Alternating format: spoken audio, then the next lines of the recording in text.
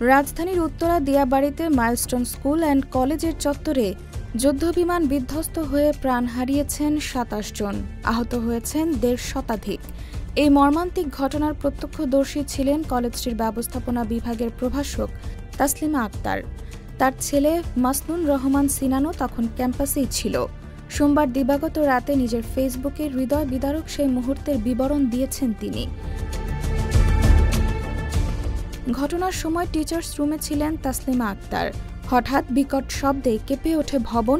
জানালার বাইরে তাকিয়ে তিনি দেখেন আগুনে জ্বলছে তার ছেলের ভবন। দৌড়ে ছুটে যান সেখানে। সামনে পড়ে থাকতে দেখেন ৩টি গলিত মরদেহ। একটি শিশুর শরীর পুরো পুড়ে ছাই। ছেলের ক্লাসরুমেও আগুন ধরে যায়। তিনি ক্লাসে ঢোকার চেষ্টা করলে সেনাবাহিনীর সদস্যরা বাধা দেন। দিশেহারা তাসলিমা ছেলের খোঁজে কান্না করতে করতে ছুটতে থাকেন। State University of Bangladesh. Admission going on. Please confirm your seat. এক পর্যায়ে দেখা মেলে তার ছেলের। ধোঁয়ার ভেতর থেকে বেরিয়ে আসে মাসনুন।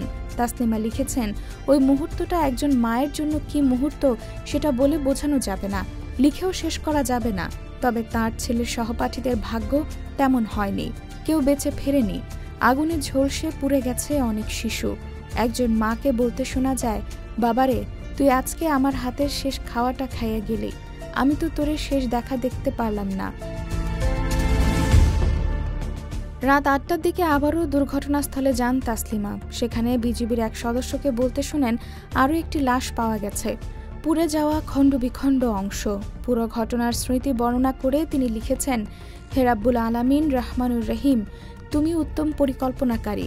শিশুদের এমন মৃত্যু তুমি দিয়েছ, বাবা মা তাদের গলে যাওয়া লাশের শেষ চিহ্নটুকু দেখতে পাবে না। হতাহতের এই ঘটনায় আজ সারা দেশে রাষ্ট্রীয় শোক পালন করা হচ্ছে।